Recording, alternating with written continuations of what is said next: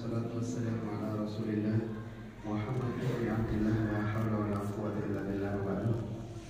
Bapak Ibu sekalian yang saya hormati, wabil khusus pengurus Istiqomah yang berbahagia. Alhamdulillah kita sudah menyelesaikan separuh dari Ramadan kita. Jadi tanpa terasa Bapak Ibu semuanya, ya, tanpa terasa waktu begitu cepat. Ya, bentar lagi kita udah menerima THR. Gitu lah ya. Kata pemerintah tanggal 17 dia. Ini tanggal berapa? Udah lewat. Ya udah bisa. Iya. Tahun ini penukaran duit baru merosot Pak. Ya. Semua orang efisiensi masing-masing ya. Nggak nuker nggak apa-apa, pada biarin gitu. Bapak Ibu yang berbahagia, di Quran itu dalam surah An-Nahl Allah ingatkan kita, wala takunu kallati naqadat ghazlaha min ba'di quwwatin ankatha. Jangan seperti seorang perempuan yang dia mengintal benang. Kenapa yang dimaksud diungkap adalah perempuan yang mengintal benang? Di sana diungkapkan benang yang sudah dipintal oleh seorang perempuan ini, tadinya benangnya kusut Pak, lalu kemudian bisa diuraikan benang itu, lalu kemudian benang yang sudah terurai bisa dibuatnya menjadi sebuah kain, kain selesai dibuat bisa dibuatnya menjadi sebuah pakaian. Tapi apa yang terjadi ketika pakaian sudah selesai dibuat, pakaian itu tidak digunakan, pakaian itu dirusak kembali, pakaian itu dikoyak-koyakkan lagi. Jadi semua kita dari awal Ramadan sedang merajut pakaian takwa.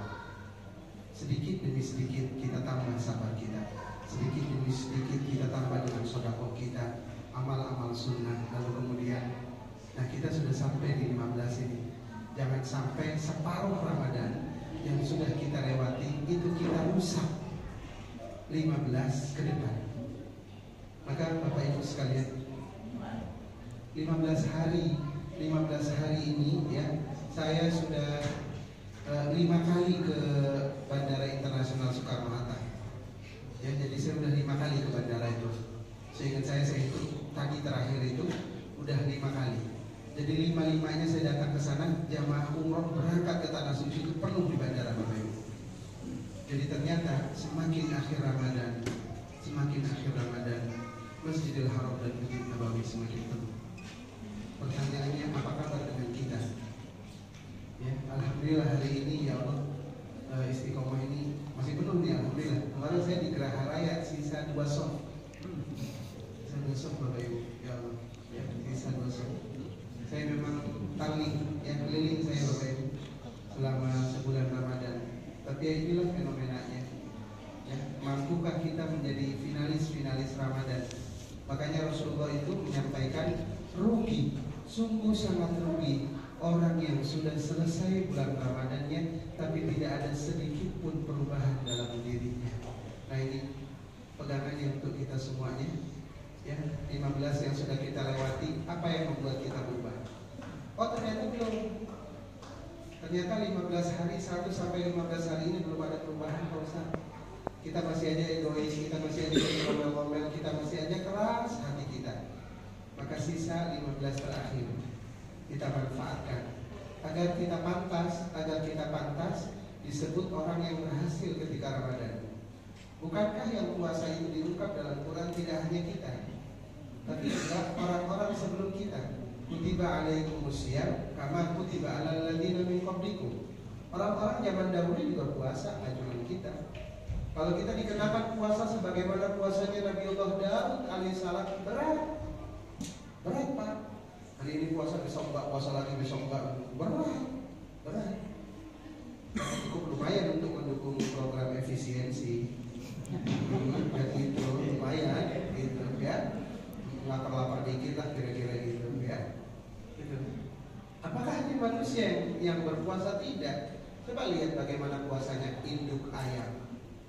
Bapak zaman dahulu kita tinggal di kampung itu melihat ayam betina ketika dia bertelur banyak, dia harus siap naik ke tempat telurnya itu dan dia mengerami. Kira-kira sekitar 3 minggu kalau nggak salah. Ya, 3 minggu dia mengerami telurnya. Apakah selama 3 minggu itu dia turun ke bawah untuk cari makanan? Jawabannya tidak.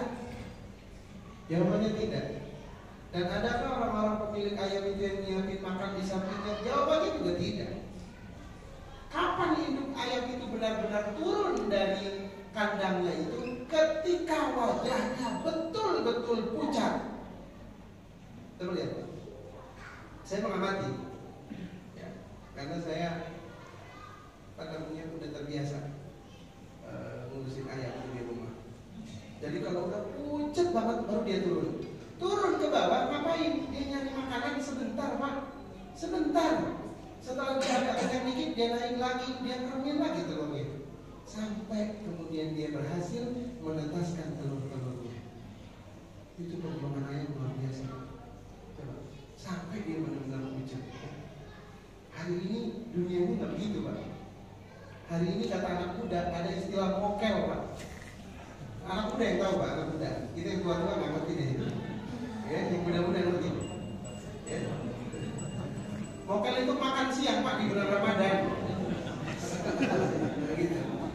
Kalau zaman kita dulu, kalau masuk ke warteg itu ya, itu kan ditutup dengan korden ya, korden ada ini ya, Pak, ada penutupnya. Tapi kan korden seakan melambai-lambai, silakan masuk, rahasia Anda terjamin, kan gitu, ya kan, gitu. Kalian kelihatan cuma kaki doang di bawah gitu ya. Nah, hari ini Pak, dunia ini begitu, Pak. Ya, mokel itu udah biasa bagi anak-anak muda hari ini, hati-hati. Ya, apalagi itu jadi tren sekarang. Dan itu viral di Instagram, di TikTok dan lain-lain. Ya. Saya ini makhluk TikTok, jadi saya tahu, Pak. Nah, saya lihat wah anak muda sekarang begini ternyata ya gitu. Coba kita belajar dari itu. Apakah hanya ayam? Tidak. Coba ayam perjuangannya luar biasa. Ada lagi yang berjuang, namanya ulet bulu, Pak. Ulet bulu kan berjuang, Pak. Tadinya kan dia sangat ditakuti.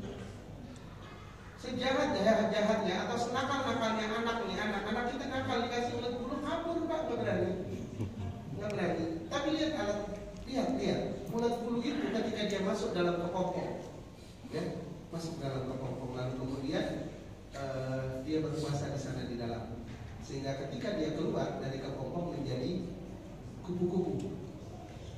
Tadinya nggak ada yang suka sama ulet bulu, nggak ada. Tapi ketika ulet bulu bertransformasi menjadi kupu-kupu, siapa yang nggak suka, Pak? Ya, siapa yang nggak suka? Ya. Dulu sebelum Bintaro Exchange itu jadi, Pak, kupu-kupunya banyak, Pak. Kupu-kupunya banyak, apalagi malam minggu. Waduh. Tempat kupu-kupu zaman dulu, Pak. Tempat kupu-kupu, ya Allah, udah pohon pisang kupu-kupunya banyak. Iya, ya Allah. Itu perjuangannya dulu jadi kupu-kupu. Ya, ayo kemudian berhasil juga. Pertanyaannya kita, apakah Ramadan ini membuat kita berhasil? Apa yang mau kita ini kan? Yang mau jadi keunggulan kita. Kalau ayam kemudian menetaskan telurnya, ya Allah itu legacy yang sangat luar biasa. Kalau kupu-kupu kemudian ya dari ulet bulu menjadi kupu-kupu itu istimewa sekali. Nah, kita mau berubah jadi apa kira-kira? Kita mau berubah jadi apa? Apakah hanya sekedar manusia biasa yang menjalani kehidupannya sebagaimana biasa? Tentu tidak. Harus ada perubahan. Ya, terutama mungkin tone suara, terutama ibu-ibu kepada suaminya. Mulailah di Ramadan ini turunkan suara, ya Bu ya. Bu, lebih lembut kepada suami ya Bu. Insya Allah nanti sehabis lebaran uang belanja naik, gitu ya. Insya Allah ya. Pokoknya ibu semakin lembut, semakin melimpah rezekinya, gitu ya. Amin. Insya Allah. Ini nggak mungkin banget kayak gitu ya. Kayaknya lemah banget ibu ya. Ini nggak setuju banget kalau gitu ya Bu ya. Bismillah, Insya Allah ya. Kita ini melihat ada begitu banyak orang-orang yang tidak diberikan kesempatan oleh Allah di bulan Ramadan. Bapak Ibu, saya punya sahabat baik dakwah, kita sering kemana-mana. Itu 2 hari menjelang Ramadan, ya, beliau kena stroke yang kedua kali. Ya, padahal jadwalnya udah penuh. orang kadang jadwalnya udah penuh, tapi ternyata Allah uji itu kesehatannya. Ya akhirnya kita juga sadar bahwa siapapun kita yang diberi kesempatan di bulan Ramadan ini, jangan sia-siakan kesempatan itu. Dan ibu-ibu terutama, karena ibu-ibu menyiapkan sahur ya untuk suami, maka silahkan ibu ketika di malam hari sebelum nyiapin sahur, ibu sholat dulu 2 rakaat minimal, dia mulai ya. Mungkin ibu sholat hajat atau tahajud, atau mungkin ibu banyak dosa ya, banyak dosa, minta ampun kepada Allah Subhanahu wa taala ya. Bismillah. Mudah-mudahan dengan menyiapkan itu tiap malamnya, menyiapkan sahur sebelumnya diawali dengan qiyamul lail, insyaallah mudah-mudahan ketemu dengan Lailatul Qadar insyaallah. Kalau udah ketemu Lailatul Qadar nanti insyaallah ya, selesai Ramadan jadi wanita-wanita yang solehah ya, benar-benar solehah, bukan soleh yang lain gitu ya Bu ya. Bismillah, insyaallah. Bismillah, niat malam ini ya harus ada perubahan sedikit demi sedikit, agar kita menjadi finalis Ramadan. Bapak Ibu sekalian, mungkin kalau bapak-bapak mungkin tidak begitu banyak yang pulang kampung ya. Ini kalau tempat lain banyak yang pulang kampung. Seringkali ini fenomena di kehidupan kita, orang-orang ketika rajin taraweh di sini di Jakarta, pulang kampung di kampung nggak taraweh. Pulang kampung nggak taraweh Bapak Ibu. Kenapa? Lagi senang-senangnya ngumpul sama saudara. Nah itu hati-hati, sayang ya, sayang. Jadi akhirnya pun nanti kalaupun kita pulang kampung, ya kita juga tetap taraweh di kampung kita masing-masing ya. Dan yang terakhir ibu-ibu, jangan sampai 10 yang terakhir, saya pesan 10 yang terakhir jangan sampai rusak gara-gara urusan nastar, kastengel ya. Ya Bu, jangan ya, putri salju dan lain-lain ya. Jangan dirusak ibadah kita dengan hal-hal seperti itu. Yang belum khatam Quran dikejar Qurannya. Bismillah. Kalaupun tahun ini Ustaz saya belum bisa khatam, saya cuma dapat 20, alhamdulillah. Insya Allah tahun depan bisa khatam Quran kalau begitu. Ustaz tahun ini saya cuma dapat 10 juz, nggak apa-apa. Tahun depan bisa 20, tahun depannya udah 30. Kan itu namanya perjuangan. Bismillah. Ya.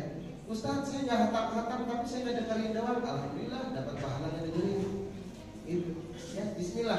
Intinya adalah Ramadan ini harus jadi Ramadan yang lebih baik dari sebelumnya. Usahakan bismillah, karena kalau kita sudah berusaha, insya Allah Allah yang akan kasih jalan bagi kita. Dan ketika ada perubahan itu, maka Allah akan berikan kebahagiaan dalam kehidupan rumah tangga kita. Amin ya rabbal alamin. Terima kasih, kurang lebihnya mohon maaf. Billahi taufiq wal hidayah. Wassalamualaikum warahmatullahi wabarakatuh.